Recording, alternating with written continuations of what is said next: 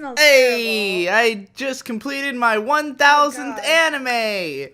I can't believe it. I gotta throw these out. They smell really bad. They smell like It smells like fireworks. gunpowder. What We'll the just throw them. fuck? Just toss them. Just Wait, toss they them have across the actual room. powder in them. Oh no. Well, just one of yours. Nah, that's not powder. It's just a. No, it's some kind of powder. I'm throwing them away. This is the Anime Classics Night video cast, I guess, where I, Digi Bro, am joined by my new part-time editor for Manga Mondays. Oh God, where am I? Am I on the main channel? Pantsu Party. This is wrong. Well, you know, Oh boy. the After Dark channel's Embracing for angry on the main comments. channel, so this is what's happening. This is just going to be a very casual, chilled out review slash, you know, hangout podcast Discussion. thing.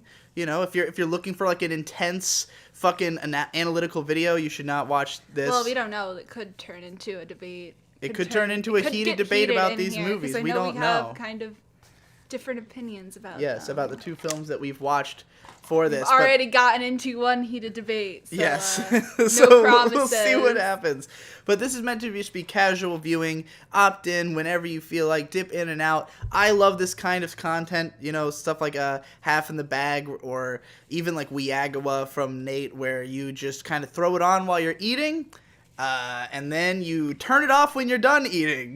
Because you go, oh, I don't need to sit here and watch YouTube all fucking day. But if you do need to sit here and watch YouTube all day, stick around. We're gonna open some gifts that we'll call them celebration gifts for my 1,000th completed anime, even though they were not sent with that intention. No. But yeah, so ever since I finished 700 completed anime, for anybody who doesn't know, we're talking about the stats on Mal, on my anime list. How long ago was it that you finished 700? It was a couple years ago. I remember when I reached 1,000 total entries on Mal, I did a post about it on my blog, like, way back. And the 1,000th thing I watched was One Piece Strong World. It's one of the One Piece movies. And I wrote a little post about it. But when I was hit 700 completed, somebody had noted it to me. Someone was like, hey, you're about to hit 700 completed. As if 700 is a meaningful number. Well, just, you know, 700 Club? any 100 is... 700 Club. I guess so. It You is. haven't finished 700 anime? Fuck you. Yeah. Oops. Oh, shit. Well, I decided that for each 100th anime I reached, Immediately demonetized. I would watch a classic anime film that I haven't seen yet. So for the 700th, I watched Tokyo Godfathers, which was amazing. For the 800th, I watched, I think, Hakujaden, which was not good, but it is, you know, important. Remember when you watched that? 900 might have been... Was that when we watched Paprika? Was that for my 900th, or was that something else?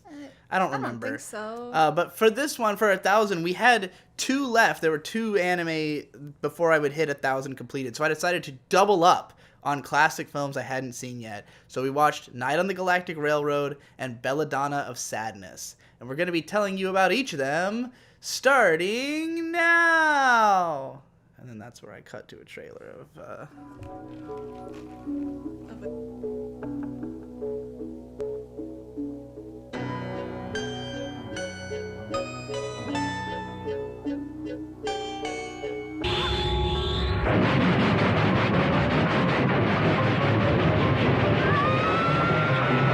Night on the Galactic Railroad is based on a really old Japanese children's book. From the 1920s. Yes. That is apparently very common in Japan. Like, most kids have read it at some point in school. It's sort of... People compare it to The Little Prince from France. It's, you know, sort of an existentialist work that is palatable to children, I guess. I mean, it's kind of dark. It has kind of a sad ending. Yeah. Spoiler alert. But It's not really something that we would think of as, like, mandatory child reading in the States. Probably not. I mean, maybe for, like, older kids, like, maybe 8 to 12, more so than, like, children, you know? But, like, because I definitely think it's meant to help you cope with loss on some level. But it does this through some really, like, high-minded concepts of, like, dealing with loss. I mean, going by the movie, I don't think the movie could qualify as children's in any way. What do you think? Like, what would you have reacted to this movie if you saw it as a kid? It definitely was very dark, especially towards the end. Even just color-wise. The movie is literally darkly colored. Yeah. It's like but foreboding. It does have like very friendly kind of like character designs that, you know, I could see like somebody maybe 7 or 8 and up this appealing to, but like not for young children, like not for 4 or 5-year-olds. It'd be terrifying. This movie would have terrified me even if I was like 12 or 13, or at least it would have bored me to tears because it is slow as hell. There's not a lot of dialogue. It's pretty sparse. There's just long scenes of silence. There's lots of fluoride stairs. Yeah. And the character designs are, I don't really find them cute. I don't find them appealing at all. They're grotesque, for a better sense of a word. They are gay furry designs. They are, yeah, it's like, okay, so everyone in this movie is an anthropomorphized cat, if you couldn't tell from the trailer footage. Everyone in this movie is Donald Ducking it. And, yeah, they're all Donald Ducking it.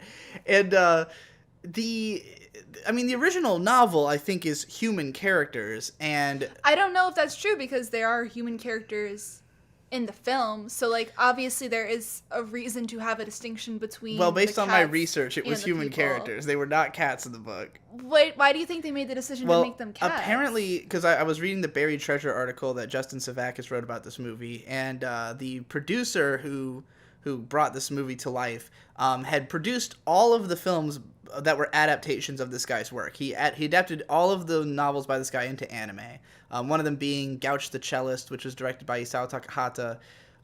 So, you know, there's a few of them. But this one was apparently the hardest one to get off the ground. They had made a bunch of attempts and hadn't been able to do it.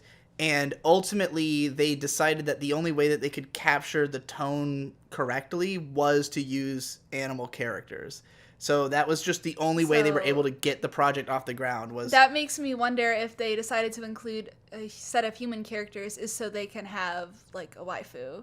So they can have, like, you know, a cute girl in the film you at think all. So?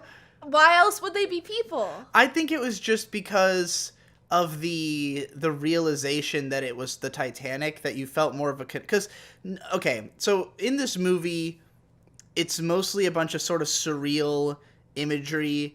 It takes place in a town where everything is named like Italian names and stuff, so it seems like an Italian town. All the characters have Italian names. All of the writing is in Italian, so like you're gonna make the assumption that like they're in Italy, and I think that's probably because it's about stars, and you know Galileo is Italian. Good point. So I think they just kind of went with that theming.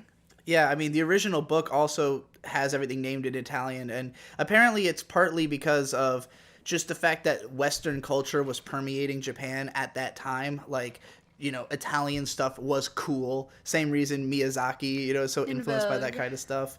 But, like, yeah, the even though it's all Italian seeming, it's not literally Italy. They're not in Rome or anything. Like, they don't name the town. They're in a made-up town. Right. That weirdly has, like, some kind of pagan ritual with the stars. Yes, that's right. The people are all obsessed with the stars there. So, like, the thrust of the movie, I mean, like, the first 30 minutes or so is just introducing us to the main character and his town and his life and just, like, slowly getting you into what he's about. And then he basically gets whisked away by a magical space train, and then it becomes a space adventure movie on a train. The original book was, you know, what influenced Galaxy Express 39. You can definitely see stylistic similarities to that. I mean, it's literally a train going through the galaxy, stopping at planets, and weird, surreal shit happens there. But, like, there's one point where they take on some passengers who were dying on the Titanic, and they are humanoid, even though everyone else in the movie is a cat. No matter what planet they go to, what they show. But there's a little girl. There is a little girl and a little boy and a guy who's like he's the tutor. Yeah, he's a tutor, but he kind of looks like a friar or whatever, like a religious pilgrim. He just looks very androgynous.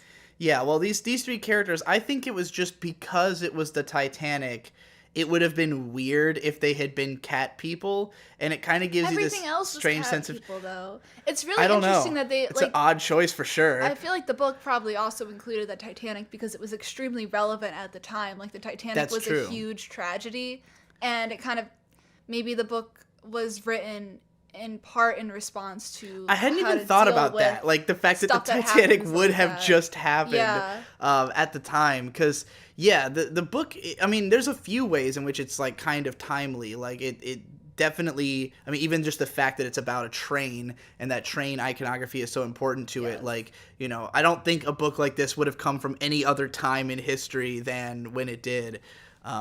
Certainly not the way it was, but I mean, like, in Western fiction at least, there are still things that have to do with trains, like the Polar Express. This kind of reminded me of that, which is a book that came out in the 80s and has had a movie adaptation. Yes. I mean, train iconography is cool and will probably stand the test of time, but like... I think that's why they included a train, though, is because it's kind of timeless. Yeah.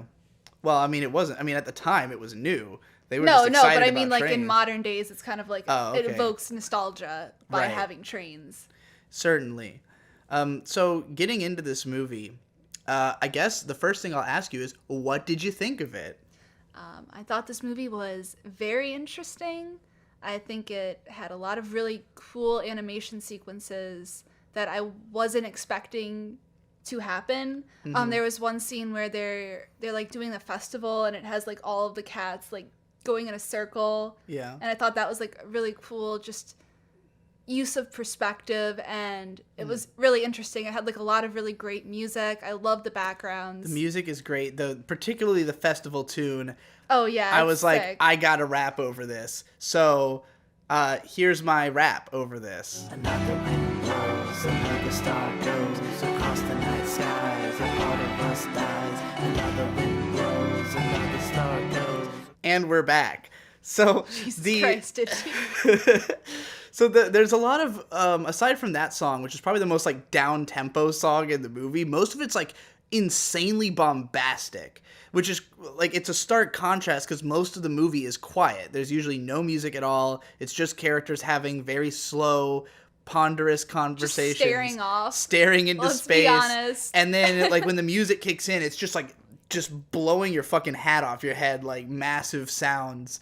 Orchestral swells. I dug the music a lot. I mean, most of my favorite scenes in this movie were the scenes that had music. Yeah. That was usually when it was like, oh, I'm awake and paying full attention. As you said, though, there's a lot of characters just staring. And, like, it was weird because I have to assume that the original book has inner monologue. Because it can't just have nothing. Right. Well, because these scenes, what was so weird about them is that there'd be moments where a character is just kind of staring into the camera, and it feels like if this was any other anime, there would be narration happening there.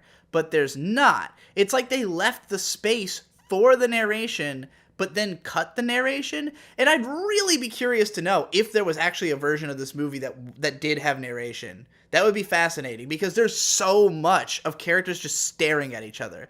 And, like, I guess you can kind of project your own idea of what they might be thinking. You can kind of imagine based on their personalities or the situation. Because they're kids, they're probably not having complex thoughts. When the characters are staring off, like, I think it's very easy to kind of draw your own conclusions about what that character might be feeling, what they might be like, what their thoughts would be. Because it's usually in response to the environment they're in, whether it be a trippy like flight, like not flight but like space interstellar kind of thing, or just like facing the realities of how mundane the world is. Like, I don't know, because the main character is the one who's usually staring off. Yes, which is why I think it's probably narration, because it would make sense that he would be thinking about stuff. I guess, like, It bothered me at first because I didn't feel like I had connected with him enough to get his deal. Like, by a certain point in the movie, I kind of understood that he was just, like, an average kid. That, like, because it's not really until the scene where he comes home to his mom and he's talking to his mom that I started to get a sense of, like, okay, he's pretty much a normal child. And then when he gets on the train and he sees that Campanella's there, and he's like all excited to hang out with Campanella. Like, it made me think, okay, he's basically just a child. So I should just probably imagine he's thinking what a child would be thinking. Which, I mean, I don't know if that's how you're really meant to even take it. Like, maybe you're meant to think about just what does it make you feel? What would you be thinking? Like, you know, maybe that's why they left those gaps there. I think that is likely. For me, though, I just found myself constantly trying to read what I thought this character was thinking. Like, what is his reaction? What is he thinking as he stares into space? And it kind of made me feel like I might have gotten more out of it had there been narration, because there'd be more for me to read into as opposed to trying to bring my own thing to the movie, because, like, there is clearly a meaning to the film. It definitely has a theme that is communicated well enough that anybody could get it, but at the same time, there's a lot of things that aren't so clear, that don't necessarily obviously feed into the central theme, that are more open to interpretation and for your projection. Yeah. I'm just not that prone to projecting onto it. I don't feel myself, like, the imagery didn't strike enough of a chord with me for me to start projecting myself onto it in a way that I did with the other movie we're going to talk about, where it was very easy for me to, like, come up with connections and feel something about myself reflected in it.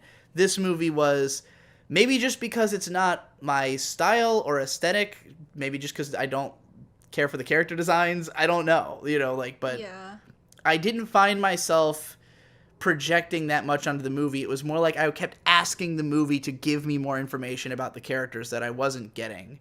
But how did you feel about that? Well, okay, so I have kind of a different take on this. The movie opens up with, like, a shot of the school, and then it pans into a clock. Mm-hmm. So one theme that is reoccurring throughout the movie is, like, how time passes, what time it is, just time in general.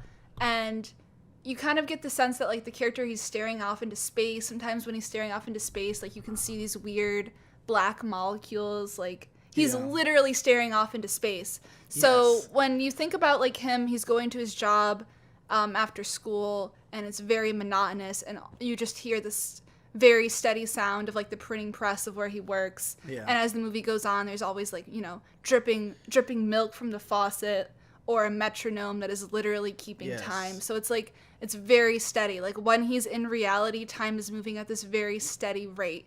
And you see, like, how much time he's wasting. Mm-hmm. And, like, you see that the character's, like, staring off into space because he's human. He makes mention of how long things will take. Like, when he leaves the house, he tells his mom, like, it'll probably take an hour, maybe an hour and a half, like, just to go get milk. Yeah, and then, you know, the characters that he runs into will usually say something that has to do with time. Like, there might be a guy who drops his train ticket, and he's like, oh, I'm going to be late for my train, I need this. Or, like, he'll meet, like, the old lady at the milk place, and she'll tell him, oh, are you late for your train? Yeah. So it's, like, a consistent thing that is being brought up. And, like, as he goes into different worlds, we notice that, like, time is happening at an accelerated rate or a different rate. And it's, like, it just, you know, what is a second? What can be done in a second? Like, how quick your life can change is, I think, a big theme of the story. That's an interesting... Yeah, now that you mention it, that's a big part of it. Because it all happens kind of within a day. Right, and sort of the funny thing about it is that everything leading up to when he boards the train is incredibly mundane. And then when he gets off, it's instantaneously something very dramatic happens. And yeah, so it is kind of like your whole life changed in a second, you know, but like the train experience being a metaphor for that way that it was going to change. Yeah, and trains, you know, typically in Japan especially run on a very strict schedule. Yes, they're very on time. And like I don't know how true that was in the 20s, but it's definitely true now. The train's wheel was a clock. The clock imagery was out of control. Yeah. Like, I hadn't noticed because I'm not attentive enough of a viewer. You caught on pretty quickly to the clock thing, and when you pointed it out, it was like, oh, now I can't stop seeing it. It opens with the scene of a clock before we go into the classroom. You can see that it's almost, I think, 4:30 at the time. And it's like, okay, school's probably going to get out soon. Right. Lo and behold, school gets out. Yeah, you literally called that the bell was going to ring because you had seen it on the clock, which I would never have thought about at all. Yeah. But yeah. So I just thought it was interesting that there's like a significance to everything in the story, pretty much. Right. And that it all kind of like ties into a theme, and you can kind of extrapolate your own meanings from it. But I do think that was like an interesting thing about it, and it kept me engaged in the movie even when there was not much going on. Yeah. I think what interested me the most about the commentary on time was the idea of viewing it from different perspectives, because it's sort of hinted at one point that this train travels fourth dimensionally. And it is going beyond the concept of time, and therefore you perceive time differently depending on what angle you're viewing it from, which is true. Time is relative. It is, it's the whole fucking, Einstein's theory of relativity, right? Which also would have been relevant at the time. Exactly. It probably would have been pretty new. So, the idea that time is relative, basically, what might be a minute for you could be hundreds of years for somebody else. It depends on distance and all kinds of different... I can't really explain it that well because I don't know the science behind it. I mean, I don't think this movie does either, because it doesn't really commentate on the science itself, but like it's just like it's an interesting thing that there's a scene where the characters go into this underground, like they leave the train at this one stop, they go down a flight of stairs, and they end up in this town. They're in like a town square. They go even deeper and they end up in like the Nazca under the forest area, Ash Lake from Dark Souls, and they find these big ass walnuts, and they're talking to what appears to be their teacher or something. It could just be another cat who looks a lot like him. It was hard to tell. Who knows? But he's basically telling them about how time looks different from different perspectives. And, they go back up and the village is completely weathered. Like, the village has clearly been destroyed by time. Yeah. And the walnut, like, dissolves in his hand as, like, 1.2 million years pass in an instant for this walnut. But he perceives it as a second. And, like... It's pretty cool, dude. It's pretty cool fucking existentialist thought shit, dude. Rick and Morty, man.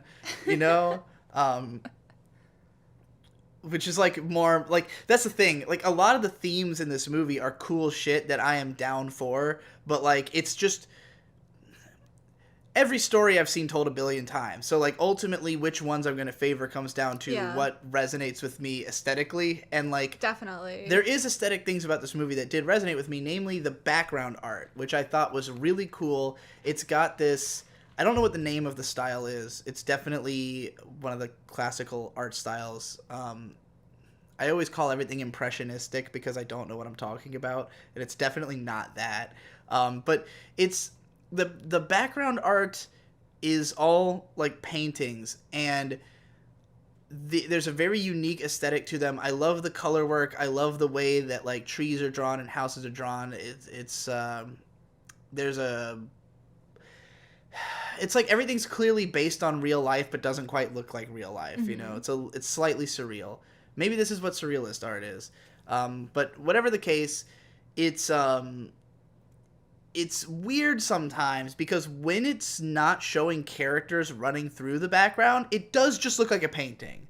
Like, you almost get a disconnect, and it makes me understand why, like, this style of background isn't used more, because it doesn't feel like animation would be happening there. And, like, occasionally when the characters are moving through the background, even, it still looks like almost superimposed onto the background, but usually when the characters are moving through it, it looks more natural. There's just a few moments where you're looking at it, you're like, oh, that's a nice painting. This does not feel like part of the movie, but I do really like that art style, and when the movie does its big visual moments, they fucking pop. Like, this, not every single shot is like a perfectly crafted one, but there's lots of shots that are just well done, even if they didn't have to be. Like, mundane shots of characters talking are sometimes just framed really cool. But when there's, big pop moments, like the main character climbing to the top of a hill to lay down in a field of flowers and look up at the stars, and just the color work of all of it is really gorgeous. I would love to play a video game with this color palette, you know? That's generally whenever I see like a really great looking world in an animation, it makes me want to play a video game set in that world. Yeah, because you just want to explore the environment. Yeah, and just be in there with those colors and with that setting. And this film gave me some of that feeling, which is definitely choice. Was vibing with the color choice and just the aesthetic of the world. I really liked the architecture of the town too. Like the town itself had its own personality. It was very rustic. Had a lot of like just symbols that like, you know, you could tell that the people worshipped the moon and the stars and stuff. Like just the architecture of the place was pretty cool. I guess what bothered me about the character designs is that they're not very expressive. Like, it's basically a bunch of stoic-faced cats. Yeah, and it's kind of, you know, when you have a character who just stares off for minutes of the movie, you know, you wish there'd be a little bit more there. He feels like Holden Caulfield as a cat in a way. That's how I imagine he would be portrayed in an anime movie.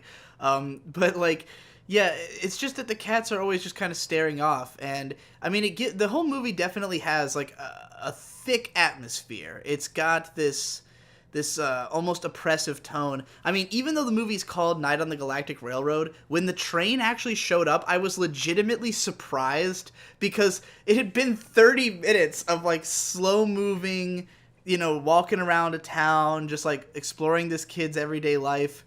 And then all of a sudden a giant space train shows up and I'm like, oh right, this is a space train movie. Yeah. There's also a big ass space Jesus. There's a big cross in space. There is some Christian symbols and, you know, allusions to religion. Which is really interesting because there were parts of the movie. So I had not, while we were watching this, known that this was based on a Japanese book. And so when all the Christian imagery showed up, I thought that probably the original novel was Christian on some level.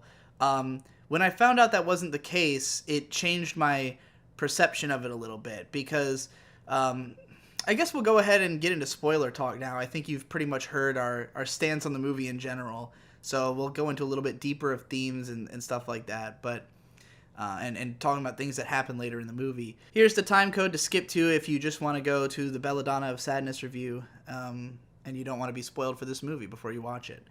Anyway, so there's a big Jesus in space, and there's this idea of the characters going... it's just a cross. Yeah.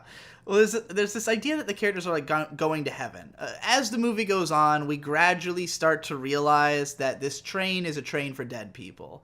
That our main character is the only person who's alive on the train. I mean, at first we just learn that he's different from everybody else because he has a ticket from the third dimension, whereas everybody else has a ticket from the fourth dimension. So either he's dead or they're all dead. And you do get told by like the other characters that interact with him, like, oh, there's something different about you. Right. So like they plant the seed.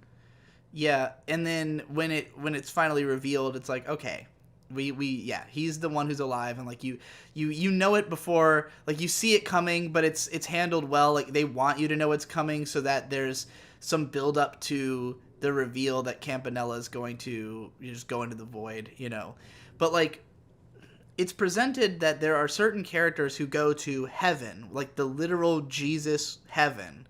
But then there's something else called true heaven, which is just a black hole at the end of the universe that your soul just passes into, I guess. So I don't know if Christian heaven is just a stop on the way to true heaven, or... So what I'm thinking is that, like, maybe if you're already dead, you can ride the train anyways. Mm-hmm. And that, like, when you ride it, when you die, you go to, like, the end place to then decide if you are going to heaven or to hell.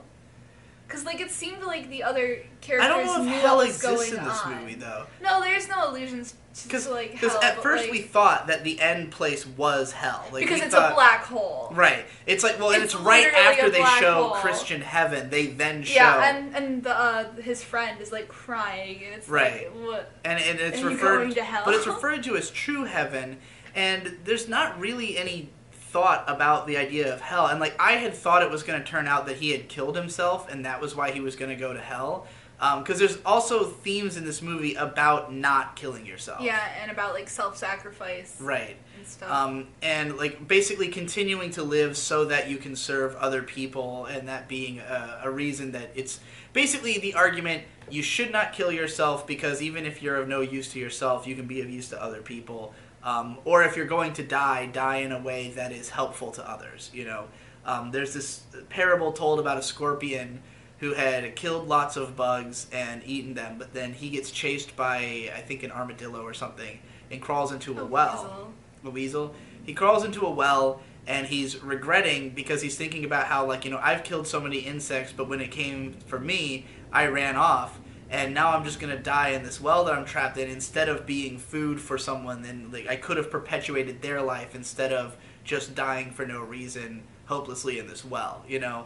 And so, like, the movie celebrates that sort of thought process of self-sacrifice. Yeah, he tells God to make him useful in the next life, so God makes him a star. Ah, yes, and that's the story of Scorpio, right? Yes.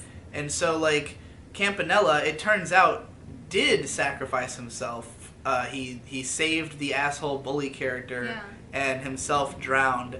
And so it's sort of implied that, you know, through this journey, Giovanni, the main character, we never said his name, Giovanni realizes that, you know, his friend's sacrifice was worthwhile, essentially. That, like, you know, he should not grieve and get hung up on the fact that his friend died. And he should think of the nobility. He vows to be like the scorpion. Right. And to live to, you know, live to serve a purpose. Right. So that, again, the Christian stuff is confusing, because, I mean, this train seems to be full of dead souls, and I don't know if it's just that they're allowed to continue going to different places as long as they feel like, and just kind of go to the end place whenever they want. Like, it's really not clear. And apparently this novel, the original novel, in spite of being as famous and celebrated as it was unfinished. Because the guy writing it died before he finished it, and he had not done, like, the midsection, so I guess the ending was complete, but not the middle. So I assume they just kind of, you know, I mean, because it's kind of an episodic story, it's not that hard to skip over the gaps. But I wonder if the meaning would have been more clear had there been that midsection, or, like, more explanation of what the train is, what the people on it are, aside from just dead people. Like, if there is a hell on this train. Because one of the people who they encounter is a guy who goes around collecting birds that become candy when he collects them. And it's kind of implied that he's been doing this for a long time. He travels around on this train collecting birds and giving them to people. Clearly he isn't, you know, he's been doing it for a while. So even if he is dead, he has not gone to heaven or true heaven. So is it just that Campanella was going straight there because he doesn't have anything else to do? Or I don't know. That was kind of a vague element of the story. Yeah. So should we talk about some of the individual stops along the way?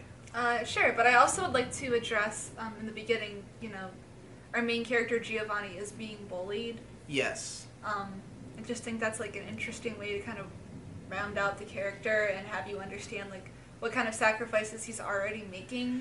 He's in a bad spot as a person. Like, I think that's, part of it is also that he's somebody who is deciding to be that kind of person in spite of the fact that he is not in his life's not great. His mom is sick and in bed. He gets bullied at school because everybody thinks his dad is off doing something illegal because he hasn't come home from a trip he was on. Yeah. And all the kids make fun of him because he must have told them that his dad is going to bring him back a sealed coat. Uh-huh. So I wonder if, like, the kids in his class are, like, somewhat jealous and then are hoping that, you know, his dad won't come back. Yeah, I don't know. Because they're not in good situations either. It's really unclear, but, like, they're just kind of, like, the rumor has gone around that his dad is doing something illegal, and so everybody's kind of bullying him about it. And except for Campanella, who stands up for him because they've been longtime friends. His dad is friends with his dad. Yeah. His dad. And it's kind of implied that Campanella's dad is, like, important. He's, like, I don't know if he's, like, the mayor or whatever, but he's, like, an important figure in the town. Yeah. He's a cool guy. But with the train that runs on alcohol. But yeah, so Giovanni, he's in a kind of emotional state, and but at the end we find out that his dad had sent a letter just the other day, and he should be coming home soon. Because the rumor was that his dad was in jail, and that was why he hadn't come home yet. So but knowing that he's gonna be okay, it's like, yeah, things will go okay for Giovanni from now on, I guess. Yeah. So is that all you wanted to say about the early part? Just that it's interesting that he gets bullied? Yeah, and that Campanello dies saving the bully. Yeah. Which he could have easily taken differently. Yes. There is a scene, I think that the sort of low point that he reaches is when he's at the festival, and he shows up to have fun at this festival, and all the other kids like pass by him and make fun of him, and Campanella's there just having a good time, in the crowd, doesn't really come to comfort him or come to his rescue or anything. So he kind of just feels shut out, and that's when he runs up onto the mountain and gets taken by the train. But it turns out Campanella's on the train, so yay! But he's dead. Boo. When he gets on the train, he says that the other kids were chasing after him but weren't fast enough. So it kind of like made me think that what if he like drowned himself and the other kids were trying to save him? So like I went through the movie suspicious about how he got there. Yeah, and wondering if maybe he killed himself. That was how I had felt too, but I had to go and read the plot synopsis online just to confirm what what it was, just to be sure that I had all the facts straight, because by the end of the movie I still felt like a lot of things were up in the air that would affect how I interpreted it. Mm-hmm. But ultimately the interpretation I came away with was pretty straightforwardly that it's just a story about self-sacrifice, but some of the stops along the way have their own little messages. Yes. And the one that such as the time time from different perspectives part, but the one that had stuck with me the most was, so they're on the train and there's this creepy guy, this big fat cat who is obviously meant to be kind of skeevy. Alex Jones, that's what he reminded you of.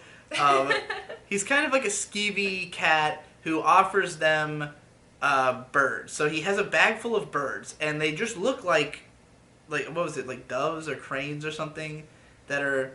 were they herons? I don't remember. Herons. They're herons that are just frozen still, and he just pulls off their legs, and they just pop off with no disturbance, and he hands it to the kids, and Giovanni eats some, and he's like, oh, this is candy. And then the guy's like, okay, I'm gonna go stop at this stop and catch some birds. So we see him go on to just this weird yellow ball of a planet, and a bunch of birds fly down, and he just starts grabbing them and stuffing them in a bag. And I just thought it was such an interesting portrayal of the idea of consuming other life, because you've got this guy who's clearly he's purely capitalistically minded, right? He's just out to capture birds to sell them. That is his job. He's very proud of himself for the fact that he does it well. Although he doesn't ask the kids for money or anything. No, but he makes it clear that he does this for money. This, he says he has customers all over the place. He talks with this other guy about the trade routes and stuff, and what kind of birds are around, what kind of prices they fetch. So for him, this is just purely business. There is no moral thought to any of it. And the movie doesn't propose moral thought. It just shows the scene of a skeevy-looking salesman grabbing gorgeous, beautiful birds out of mid-flight and stuffing them into a bag. And as they get stuffed in, they just transform into the food. And so it's it's simultaneously beautiful and disturbing, and it makes you feel weird. But he comes back, and the birds are candy. It's delicious. It's this is what it's like. This is basically what we do, is take a thing, a gorgeous, beautiful bird, and turn it into consumable product because we feel like it and because it tastes good. I just thought it was interesting that they portrayed it so vividly without making any statements about it. You don't have Giovanni saying oh, then I felt bad that I had eaten the bird, but he does kind of look disturbed. He definitely is thinking something about it, but this is the one place where I was very glad to be able to project my own thoughts onto it, to kind of say let me decide how I feel about it, or what I think Giovanni's expression means. So, yeah, that was my favorite scene in the movie. What about the other cat that was, like, friends with the one who was, like, the hunting one? The guy who, like, turns into a bird at one point. It was just kind of, like, he was talking about this bird, and so he, like, became the bird for a second. It's just some trippy imagery. The movie has some pretty trippy imagery in it. What if he's, like, a shapeshifter, like an interdimensional alien or something? Could be. You think he's a fucking clockwork elf? He might be. Do you remember any other parts you want to comment on? The one scene where the train became the Titanic was, like, crazy. It was pretty awesome. It looked cool as shit. Had a lot of really cool colors and cool animation. It's a strange... Like, there's definitely a lot of moments in this movie that are worth coming back to, that are, like, really gorgeous and really interesting. Like, I can't see myself easily rewatching this movie because I didn't get so much out of it for such a long, slow movie, But, like, ultimately, I ended up giving it, like, a 6 out of 10 because even if it didn't reach me deeply, there was just enough in it that I felt was cool as hell. Like, enough really cool imagery, really great artwork, really interesting thoughts or themes going through it that it was like, I could see returning to this, I could see continuing to think about it. It just didn't have as much in it as I would have liked. It's not a movie I really see myself throwing on again, maybe in 5-10 years. I mean, I don't think it's really a movie that is meant to be just thrown on. No. It's meant to be like a slow, contemplative movie that has some kind of, like, lesson in it. Yeah. I would probably give this movie, like, an 8. It made me really interested in possibly reading the novel it's based off of before returning to it again. I did get a lot out of it. It wasn't perfect. It definitely was very slow. I didn't really like the character designs that much. I almost wondered if it was meant to be a companion piece to the novel, because it definitely doesn't seem like it was meant to be a replacement or like a perfect retelling. It seemed, just the fact that there was no narration and that so much of it is focused on atmosphere, it made me feel like maybe they kind of thought, okay, well, most people have probably read the original book, so, like, if you already know all the themes, all the stuff that's going on in the character's head, then this is just a more engrossing, more audio-visual version of the experience that, maybe heightens the emotions as opposed to merely telling the story. And so I do have to wonder if you've read the book, is the movie better? That would be interesting to ask. Same thing. Right. Well, I guess that's it for Night on the Galactic Railroad. So now let's watch some trailer footage from Belladonna of Sadness.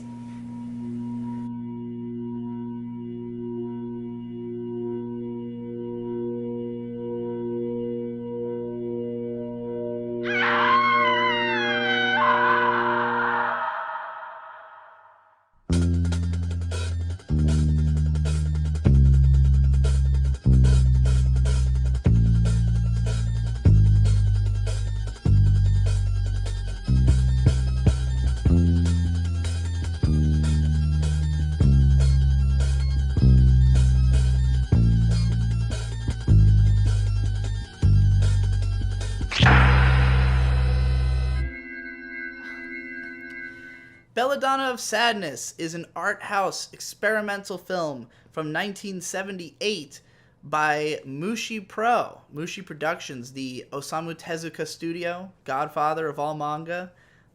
He produced this film, and it was one of the last movies that Mushi Pro made before they dissolved, and well, they're still around, but most of their people went to different studios and stuff.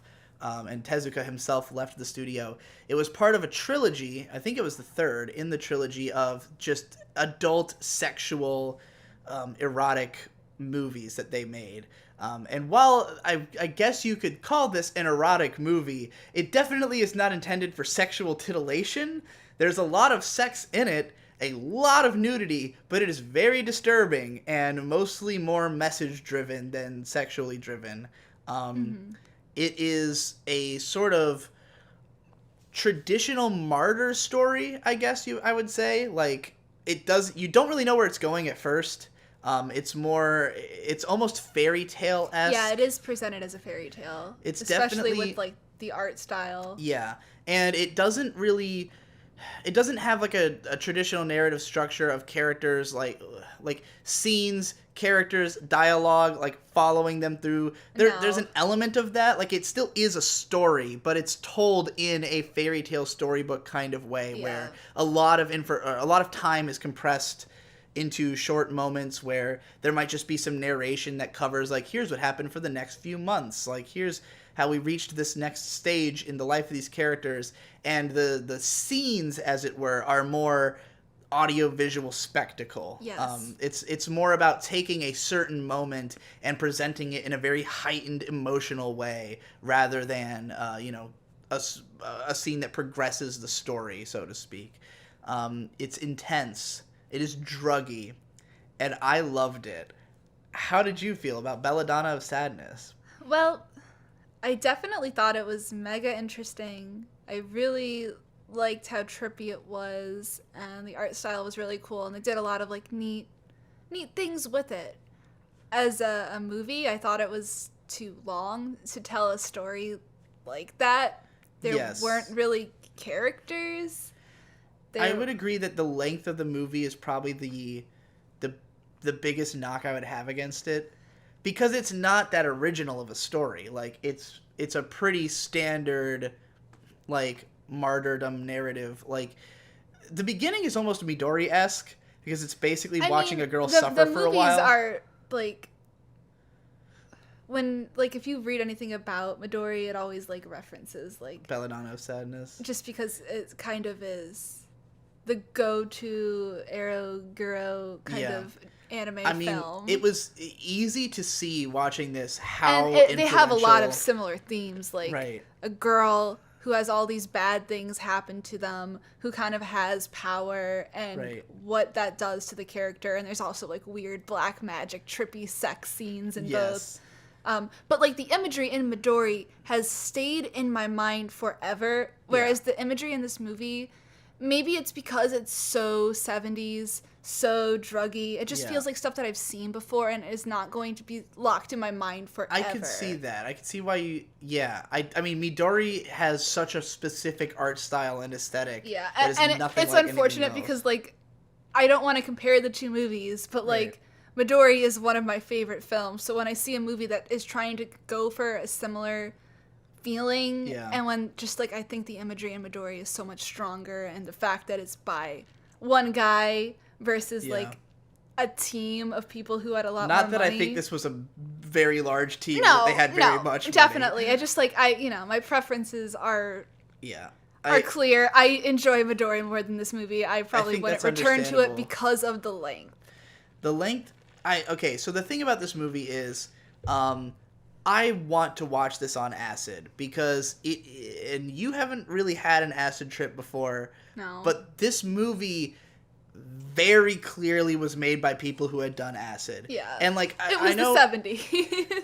Yeah. Well, I mean, it was Japan, so it's not that like Japan never had like a massive drug culture the way that we do in America, but clearly there were drugs involved. I mean, the movie is like very Western 70s like style in every way. And it's hard to explain this in a way that people understand that they've never done drugs, because anytime anything is weird or trippy, people are going to say, "Oh, drugs." Like, "Oh, they must have been tripping up. Oh, how many drugs were they on?" But it's that the way acid makes you see things is that still images that have lots of detail move. If you see certain patterns, certain details and movements, then they will subtly shift. Everything's always kind of moving a little bit. And you'll have these moments where you stare at something and it kind of continually breaks down the longer you stare at it, and then you get your attention back and it shifts and it becomes something different. There's a lot of moments like that in this movie where you hold on a shot and it slowly sort of dissolves or shifts and changes, and then it flashes to something else. And there's also a lot of stills in this movie. A lot of it is not animated. A lot of it is just really beautiful, like, watercolor paintings that I think if you looked at them on acid with the way that they're drawn, Oh, yeah. would move a lot and would be really cool. However, I would not recommend that you watch this movie for the first time on acid because it's intense as fuck. Yeah, it'd be really and, scary. I think this movie would have fucking even on weed, I think this movie would have been terrifying. Same. Because it's very emotionally intense. Like, one of the first scenes in the movie is a rape scene that is like horrifying. It's Devilman. It's very there. I definitely think like Devilman, particularly Devilman Crybaby, feels like it drew a lot from this movie. This movie is cited as an influence on Revolutionary Girl Utena. I think that is obvious. Like, I can see the influence. I can see how maybe Ava took some from this. Like, it was surprising to me because like I've heard about this movie for a long time. I've seen images of it. I've seen stills. The movie is not what I was expecting. I knew it was going to be art house and trippy and crazy. I didn't know it was going to be such a like 70s drug movie. Like, all of the music is like psychedelic jazz fusion, jazz funk music. Like, some of the music, like, I'm pretty sure I've heard like a jam session just like this before. It sounded like It sounded like some stuff that Omar Rodriguez Lopez would do, you know, on one of his weird solo albums. I loved the music. That was a big part of why I liked the movie so much, is that like it's my type of music, just like experimental funk jazz music. That just kind of jams out over the movie. It gave me a lot of Jesus Christ Superstar vibes because it was made around the same time. It's another like 70s drug culture take on a like martyr story, like a tale as old as time, but like told in the 70s. And it's especially interesting that this movie is set in like the Dark Ages. Like, the Black Plague happens in this movie. Yeah. And it's like clearly medieval. And yet everybody looks and dresses like they're in the 70s. Which it's again, really interesting how it's like, it is like bubonic plague era, and then it goes into the French Revolution. It's like, I'm pretty sure it's supposed to be in France because the characters are named like Jean and Genet. Yeah. So it's like, is this supposed to be about the French Revolution, and then characters get the bubonic plague, and it's like, well, this is way before then, so. Yeah, well, I mean, the French Revolution's only mentioned at the very end, and it feels like a non sequitur almost. I don't even want to comment on that section because maybe if I knew history better, I'd know why. I don't know, man. It was very weird. I just felt like it was like, oh, well, feminism and that shit, like the French Revolution had women that like we're in the 70s, man. It's all about it literally dog. the whole movie is like kind of like a female empowerment fairy tale, and then at the very end it's like, and then the women were on the front lines. This is what caused that. And it's like, wait, what? Yeah, it's like, that was weird. It skips like a couple hundred years, dog. I'm not sure what the connection there was. That was the weirdest part of the movie. The very ending bit, I was just like, I'm not sure what they were going for there, other than, women. I think, like, a lot of the stylistic choices were just like, oh, what if we did the 70s in, like, a medieval kind of Dark Ages thing, and it felt really wrong. Well, again, that's what makes me think about perverse. Jesus Christ Superstar, because that movie is a bunch of 70s dressed hippies in the desert. Like, they're literally in, like, the place where Jesus was, but they come out of a bus dressed in fucking hippie clothes. So I definitely think that movie was an influence on this one, especially because some of the music is very similar. There's also like an opera element to it.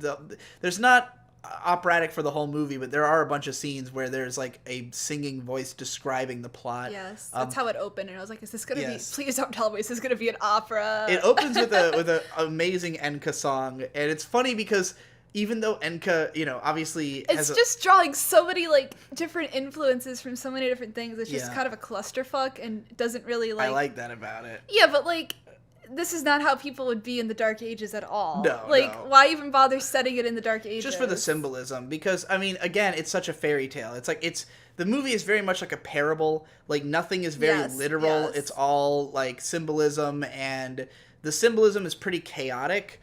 Like, I think there's one clear message that it's going for, but that in displaying that message, it just pulls symbols from all over the place that relate I just to feel those like themes. that particular message didn't need to be explained for an hour and a half. Maybe not. I mean, this is why I see a lot of the Utena influence here, where, like, I referred to Utena as prismatic storytelling, that it's, like, taking a bunch of random stuff that helps the central theme and just putting it all in there, and this movie's like that, too. But the difference, of course, is that Utena has engrossing characters and a narrative that's interesting, and this movie... I mean, I was surprised that the story got even as interesting as it did, because at the very beginning, it really did feel more like a grotesqueries gallery, you know? Just, like, showing the bad way that things are. When the character actually starts to develop agency and start to, you know, make her moves, I got engrossed in her story. But yeah, it's pretty simplistic. It probably didn't need to be an hour and a half. But hey, it just means more cool, trippy shit happens. So, like, I mean, I just loved all the animation in this movie. I thought it looked amazing all the time, and I was excited to look at it. But, like, sometimes it was just... I didn't think the symbolism or imagery was, like, that interesting. Yeah. Like... There are definitely certain scenes that are better than others. Yeah. I mean, there's parts where it's maybe a little repetitive or just not showing you something that interesting. But, like, parts like where the Black Plague hits and the whole fucking world melts into an ocean. Cool. It's one of the coolest animations I have ever seen. There was a lot of cool bits in this. The part where she, like, turns into, like, a vagina that's, like the weird You mean the whole red... movie? Fair enough. The giant orgy where the, like... Some of the best parts, and I wish this had happened earlier in the movie, is when it gets really goofy and, like, kind of slapstick and irreverent. Like, most of the early part of the movie is just dark and dramatic, and it's more like, you know, almost heavy-handed. As it goes along, it gets more playful, it gets more, like, ridiculous. There's one particular sex scene where, like, the climax is a bunch of weird things throughout history, just like, basically cartooning. all of pop culture. It was fucking insane. I think it was basically all the pop culture that had come after that point in time in history. Yeah. Like, sort of implying that this was the spawning point of all of culture, which makes sense thematically. But it also had, like, the Egyptians and shit, so I don't think it was all... Oh, did it? Well... in the future. Maybe, I think it's more like, maybe it was the pop media interpretation of the Egyptians. I don't even know. Maybe it just was all of pop culture. I think it's like sometimes when you have sex, you can see all of time and history. I've felt that before. It's a real feeling. Look it up. But there's this orgy scene where, like, characters are, like, their dicks are turning into horse heads, and, like, it literally was like the orgy scene from Devilman Crybaby. Like, that level of just, like, people transforming into weird monsters and hedonistic, insane shit. Yeah, and I mean, that's kind of like, I like Devilman Crybaby. I love that scene. Yeah. Like, watching that after I've seen that, like, I can tell where the influence is, but, like, I still like the Devilman Crybaby scene more. Well, the Devilman Crybaby scene it's fucking crazy. It's funny because this movie is celebratory in this scene, whereas Devilman is like a in between. There's a celebratory nature to it, but it's from the perspective of being horrifying. Yeah, like, in this movie, it's, like, presented as devil shit, but it's really kind of like, free your mind, bro. Well, that's the thing. This is the most Satanist movie I think I've ever seen. Yeah. Like, this movie is pro-Satan, and that's why I liked it so much. Because the movie is... So, I guess we'll get into spoiler talk. I mean, you get the point. This is a fucking weird art house movie. Whether or not you will enjoy it should be clear to you by this point. So you should just watch it anyways. Yeah, because it has tons of influence on, like, all kinds. If you're the kind of person who watches things because they're important, you should watch this. There's a lot of people who don't give a shit. I just think that no matter who you are, you're going to see something that you haven't seen before. You'll definitely see some weird shit. I mean, like, you'll see a lot of stuff you have seen before if you've seen a lot of media, but you will also see some weird, interesting, unique shit in this movie. Particularly the Black Plague scene. That's worth the price of admission alone. Yeah. Or you can just look it up on Sakagaboru. Like, that's better yet, just go to the Sakagabura of this movie. Yeah, don't bother watching it. You don't necessarily need to watch it. But you just put look the at some soundtrack on in the background. Yeah. There you go. Optimal viewing. And make sure you're on fucking tons of drugs. Yeah, here's a time code for if you just want to skip to the mailbag section, but we're going to get into spoilers now. So, the main thrust of what I consider this movie to be about is about self-empowerment even when it's at the cost of, like, going against society. Because the movie basically begins with the two main characters, Jean and Janae, I guess is how you're supposed to say them. Jean and Jean. Yeah, Jean and Jean. Say in Japanese. Well, they say her name is like Jean. So Jean and Jean. But I don't know how you're meant to pronounce them. As far as I read them, they're Jean and John. But it's, you know, the male and female versions of the same name. And they've just gotten married, and they're both just pure, hardworking, good-natured, beautiful people. They're just beautiful, they're happy people. They're in love. They're peasants, and I guess they have to have their marriage recognized by the king. You have to pay like a marriage tax, and That's what fucking stands for: fornication under king's consent. What the fuck? Yeah. That doesn't make sense because that's the consent of the king. You mean? Yeah. Okay, that's still fucking bizarre. Anyway, so yeah, the king's like, oh, you gotta fucking pay me 10 cows for this marriage, and they're like, well, we can only afford one, and he's like, well, then I'm gonna rape that bitch. So he rapes her and has everybody else in his stable rape her just because he can, and he's an asshole. Do you think that's what happened? Everybody raped her? He said, after I'm done, you can all have a turn. Okay, because they just looked like demons crawling on top of her. Yeah. I couldn't tell. And So, she gets split open by a dick. Oh, yeah. That's the most Devilman shit in the whole thing. Is like, literally, it shows her body getting torn in half when he goes inside. It was horrifying. Yeah, it's a really shocking and terrifying way to open a movie, for sure. After it starts with like this beautiful like storybook. Oh, yeah, like they're getting happy, married, they're they in love love. each other. Well, that didn't last, you know. And of course, he like kind of his downward spiral is pretty much cemented right from that. Like as soon as she gets raped, he like tries to say like, "Oh, well, we'll just put it past us," but he immediately chokes her out, and then cries himself to sleep. So it's like, okay, well, he's a write-off. The rest of the movie is just him on a downward spiral. You don't have to pay attention to him. He's not important. He's just an asshole. But Janae, she basically, you know, from this position of like, well, I had lived my life piously, correctly, I did everything right, and I got hideously raped, you know, like, my life with my husband's not, like, nothing's changing about their relationship. So she starts to hear a voice in her head, and the voice just claims to be herself. She considers it to be the devil. She's like, you are Satan, you're trying to corrupt me. And the voice is just like, no, I'm just you. She sees him, and he is a little penis man. I think that's just the psychological trauma, you know? I think that He's a little penis man. I think her mind has basically fractured from the trauma of the being raped by everybody, and that there's sort of a split personality. This is my interpretation. But what split personality? She is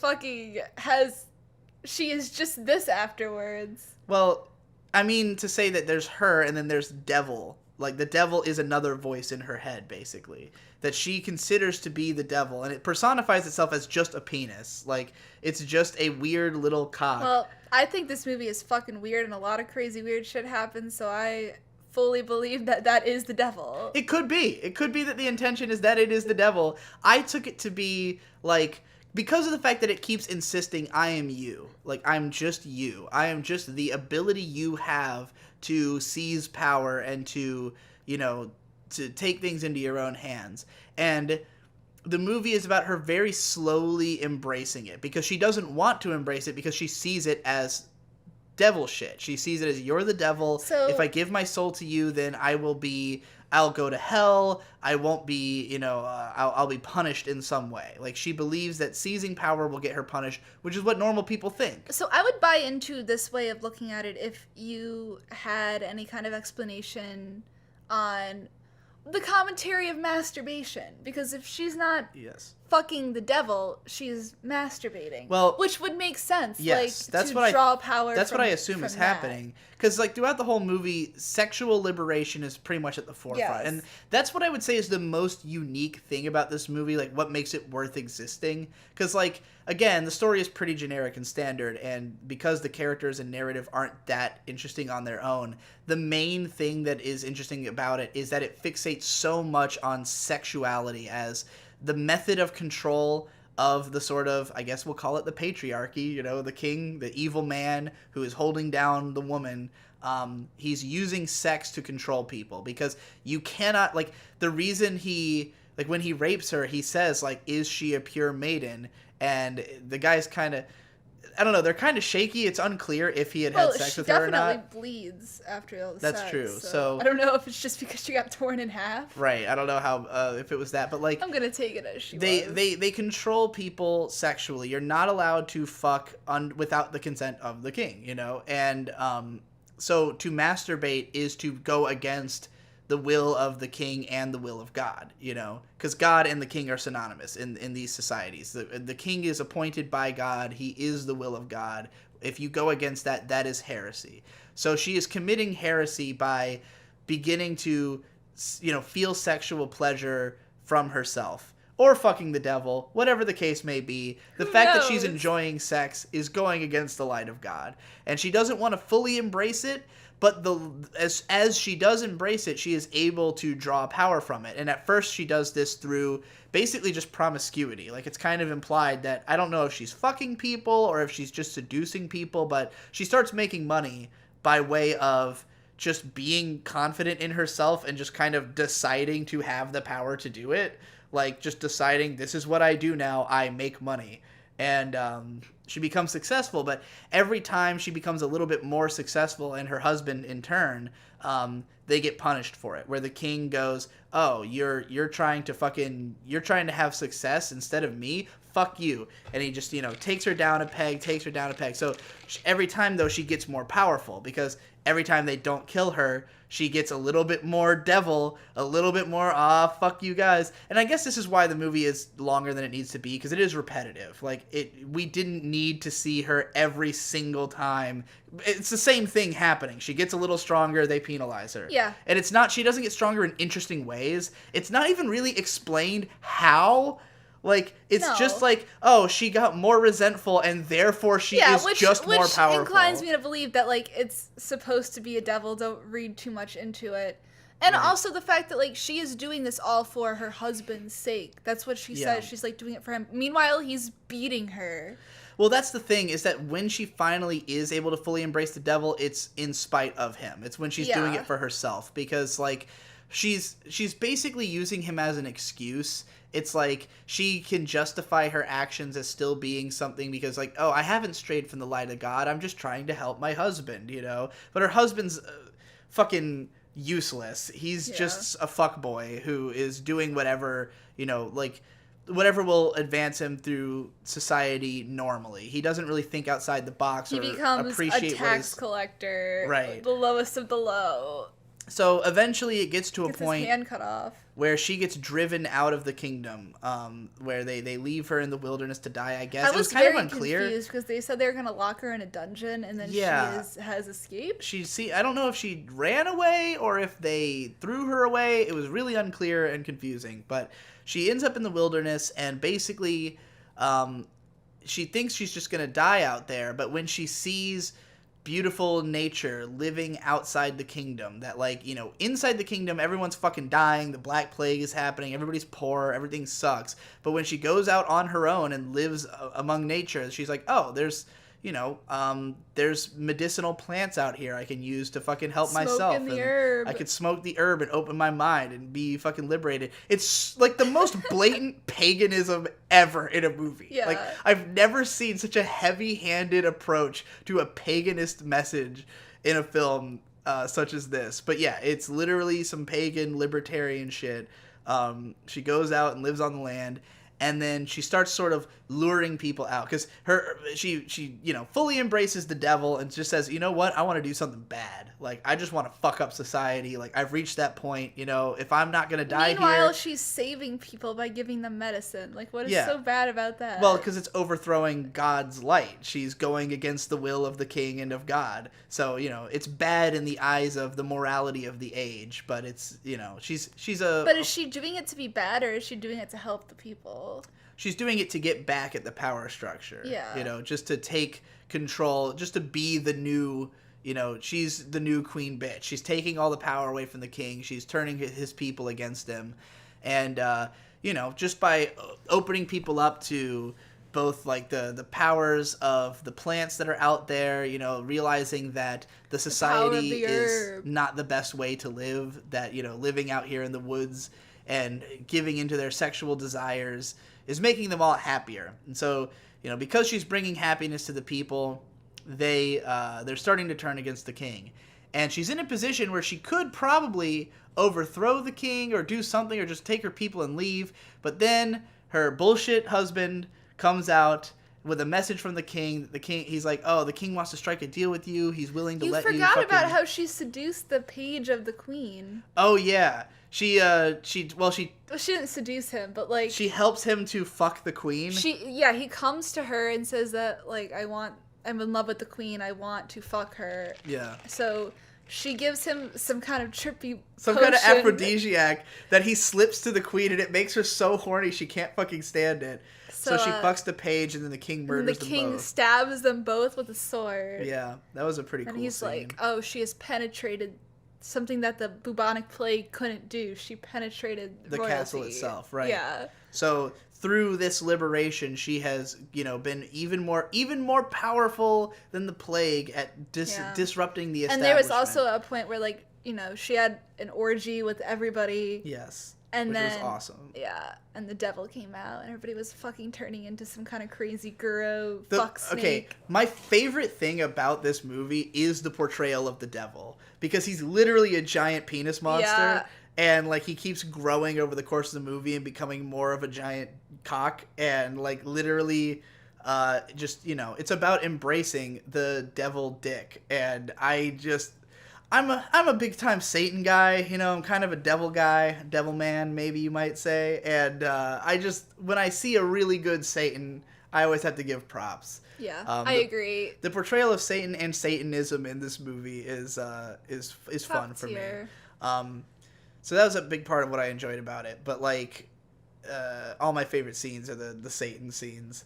Yeah, so, and the scenes of her just looking like a badass, like whenever she does have power, like when she's in the green fucking the fashion outfit. in this movie is really cool. Yeah. Because it's all like, 70s inspired textures, like checkered patterns, and like cool colors with like big shoulders, and it's just like really cool. Yeah, everything looks very aesthetically pleasing in this movie. I don't know how much the 70s had to do with the situation, but like it does have to do with kind of like sexual liberation, I think it was basically just that this was the 70s, no, so they were just trying to make it modern, It's just, it was a lot. It was a lot of 70s imagery, and it was kind of weird, but I did like it's weirder now than it probably would have been then, Like, it's weird to look at it and go like, okay, this movie is all 70s imagery, but it's set in the Middle Ages. This doesn't make sense, but like in the 70s, that just would have been what people looked like. It's just that the 70s was a time of really interesting aesthetics, but like that was just relatively normal for the time. So yeah, I don't know. I mean, it's I don't know if it was relatively normal. It was like 70s like high fashion and like the way people were portrayed in movies and stuff in the 70s. Eventually all the townspeople start to go on her side, and the king like pulls people aside and like has them hanged. Like he has a lady hanged for having sex with her husband not to have a child. Right. I assume it's like anal or like masturbation or something. And then there's an old lady that she gives like drugs to so she can cope with like her grandson dying. So he hangs those people, but like that doesn't work. I didn't realize he had hanged them. Yeah, there's a scene where, or maybe they burned them, but there's a scene that shows that like, I see. Yeah, they have been gotten rid of. He's trying to scare people out of being on her side. It's not working, but like in the end, like because her husband comes to her, like basically begging for her to make a deal with the king, I guess, I don't know. It's kind of unclear what she was hoping to accomplish, because like basically she just martyrs herself, and I don't know if it was that she somehow understood that would get her message out better, or if she just thought this was a losing battle. Like maybe she was just convinced she would be killed if she didn't do something I don't know why she decided to go with the husband to the king, but she basically... She didn't want to work with the crown because she hates everything they stand for. But, like, she could have just run away, right? Like, couldn't she have just taken her people and left or fought back? Like, why did she decide... Like, she knew she was going to die if she went with him. I think because she was reunited with Jean, like, the part of her that still, like, held on to her former self was like, I can't, like, run away from him. I don't want to run away. Could be. Maybe she just decided, I guess I'll just die, with him instead of against him or something. It's hard to say. Not necessarily that he even was going to die because he's sold her out before. Right. I mean, I just know that she knew she was going to die because she didn't go there with any intentions of negotiating. Yeah, I mean, she even said, like, I don't want to make negotiations. I want the whole world. I want everybody to have revolution. And so the king has her burned at the stake. The husband throws his life away because he's, he can't take it. And everybody who sees it, their face becomes her face. They're inspired, much as Jesus on the cross inspired the people. She on the cross also inspired them. They also say, like, when they were going to burn her at the stake the first time, that they shouldn't do that if she has the devil's soul because it'll just spread. Right. That's what happened. Right.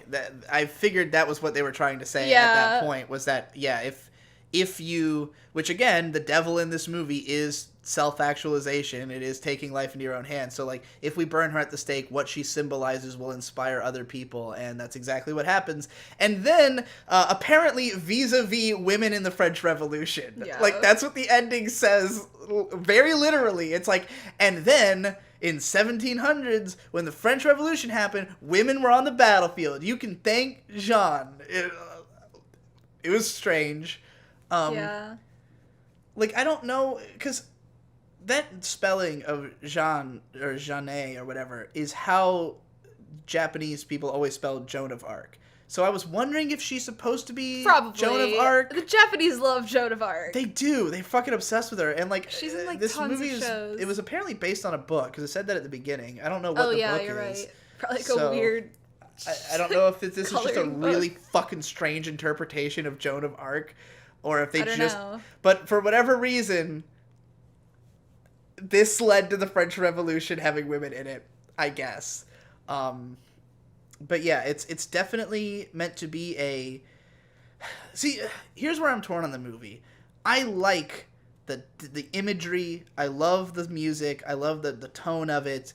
I like what it's trying to say ultimately about, taking matters into your own hands, seizing power, embracing the devil, going against the light of God. However, what disappoints me is, again, that we don't really understand how she did it. Like, okay, cool, seize power. How, though? Because it's not really clear how she does it. With crazy fashion and the color green. Yeah, she just starts wearing green and I guess showing her tits to people. It's devil shit. And, like, it's the devil. I don't know if the best way to convey how a woman should seize power is through using her sexuality and her body. Like, no. I don't know if that's the best way to encourage that. It clearly is the best way she could do it for herself at the time, but that's not really something to be celebrated. That's the only way she can seize power. It's kind of depressing. Maybe that's intentional. I don't know. But, like, it's disappointing to see that there's no answer for you in this movie. It's meant to inspire you, but not necessarily to give you any fucking clear idea of how to go about doing anything.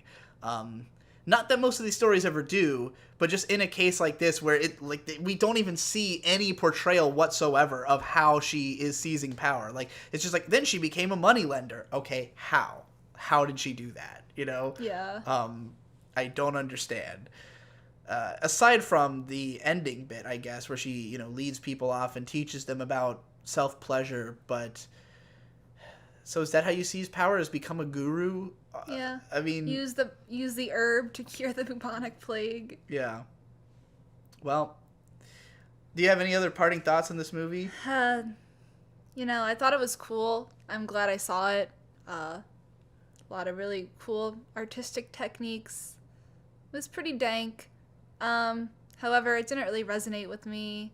I thought it was too long. I didn't really care about, What would you score it? Jian.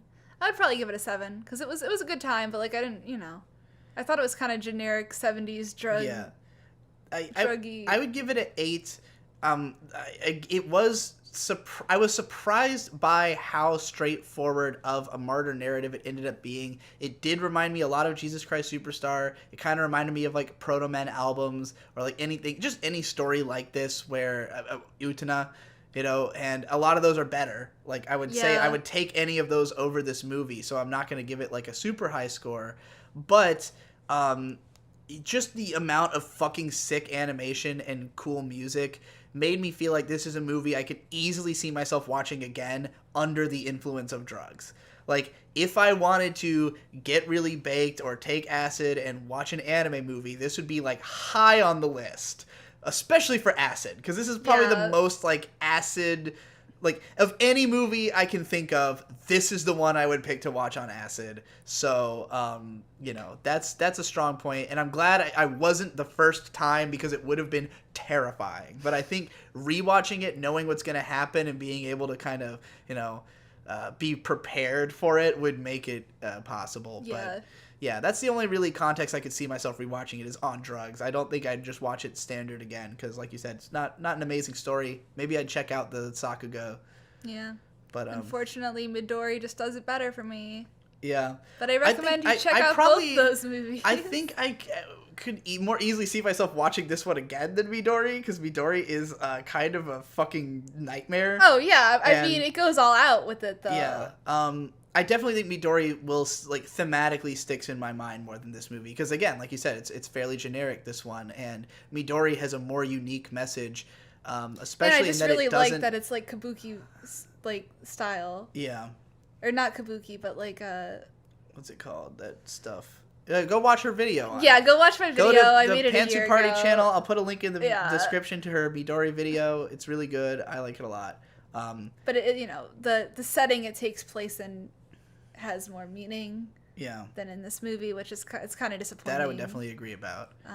I think Midori can I think I could call it a better movie in terms of just but they're not the same movie. Merit. We don't have to go comparing apples to oranges. All right.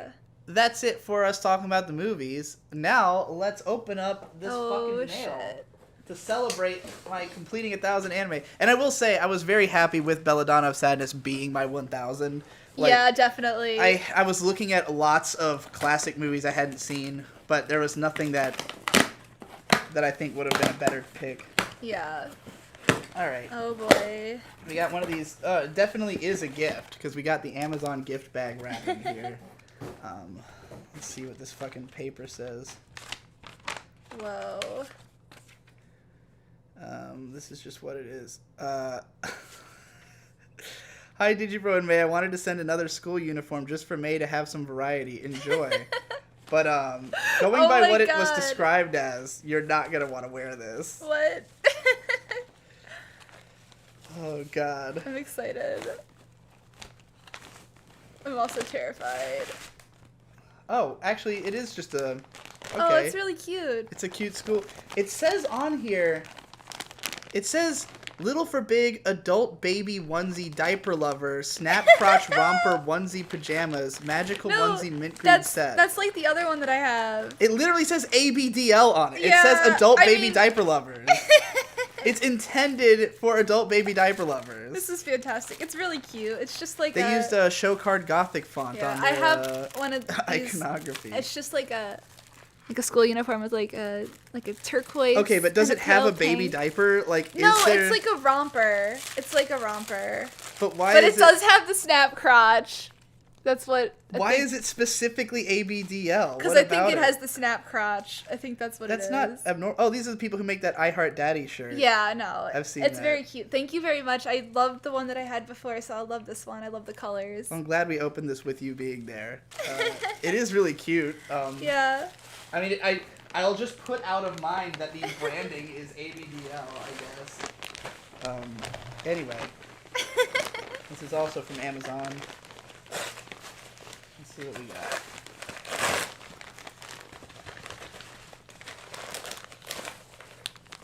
Whoa. This is a fucking trip. Perfect for the theme. Yeah, it's some kind of comics anthology that looks intense as fuck. It looks guru as hell. It's got a whole ton of different authors, I guess. That is fucking lit. Oh, this is the first page I opened to, and it looks awesome. This is cool. This is mad aesthetic shit. Yeah, it's just like a bunch of cool-ass fucking indie comics, I guess. I could not have asked for something better for this video. If you're into the movies we talked about, you would almost certainly be into this. Definitely. Yeah, well, that's exciting. Thank you to whoever sent this. Neither one of them had a sign-off on them. Neither one of them had a name. Just a couple of Amazon. Did the other one?